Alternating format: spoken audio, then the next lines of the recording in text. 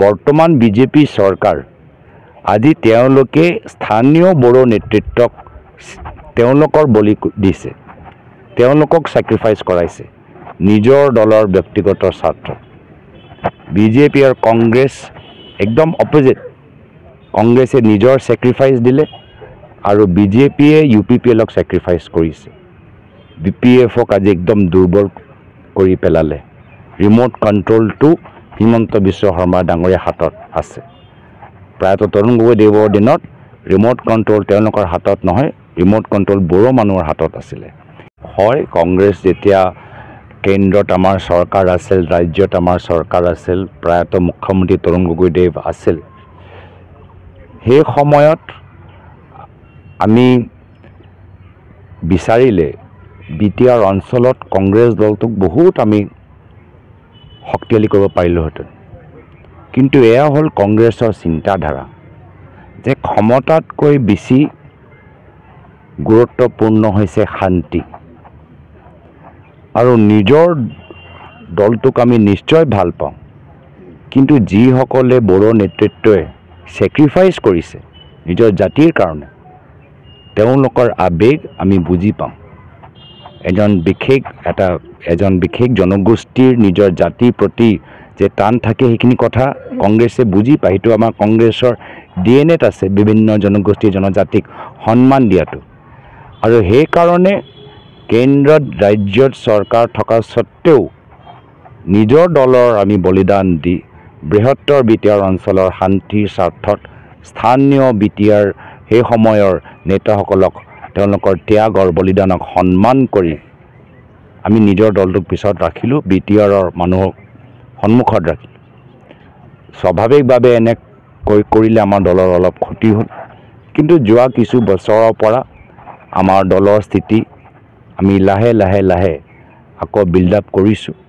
ৰাইজে দেখিছে যে কংগ্ৰেছ দলে BTRৰ সম্পৰ্কত নিজৰ স্যাক্ৰিফাইচ কৰিলে, কিন্তু বৰ্তমান বিজেপি চৰকাৰ আজি তেওঁলোকে স্থানীয় বড়ো নেতৃত্বক তেওঁলোকৰ বলি দিছে, তেওঁলোকক স্যাক্ৰিফাইচ কৰাইছে নিজৰ দলৰ ব্যক্তিগত স্বাৰ্থ। বিজেপি আৰু কংগ্ৰেছ একদম অপোজিট। কংগ্ৰেছে নিজৰ স্যাক্ৰিফাইচ দিলে আৰু বিজেপিয়ে UPPLক স্যাক্ৰিফাইচ কৰিছে। BPFক আজি একদম দুৰ্বল কৰি পেলালে। ৰিমোট কণ্ট্ৰলটো হিমন্ত বিশ্ব শৰ্মা ডাঙৰীয়া হাতত আছে। প্ৰায়তঃ তৰুণ গগৈদেৱৰ দিনত ৰিমোট কণ্ট্ৰল তেওঁলোকৰ হাতত নহয়, ৰিমোট কণ্ট্ৰল বড়ো মানুহৰ হাতত আছিলে। আৰু এই কথাবোৰ মানুহে এতিয়া গম পাই গৈছে আৰু পুনৰবাৰ কংগ্ৰেছক স্বাগতম জনাইছে। হয়, এতিয়া অগপক শেষ কৰিলে। যি অৱস্থা যি অগপৰ হৈছে, দুজন ব্যক্তিৰ বা তিনিজন ব্যক্তিৰ দল, যি দলে অসম আন্দোলনৰ পৰা জন্ম হ'ল, বিজেপিৰ লগত মিত্ৰতা কৰি আৰু বহল হ'ব লাগিছিল আৰু শক্তিশালী হ'ব লাগিছিল।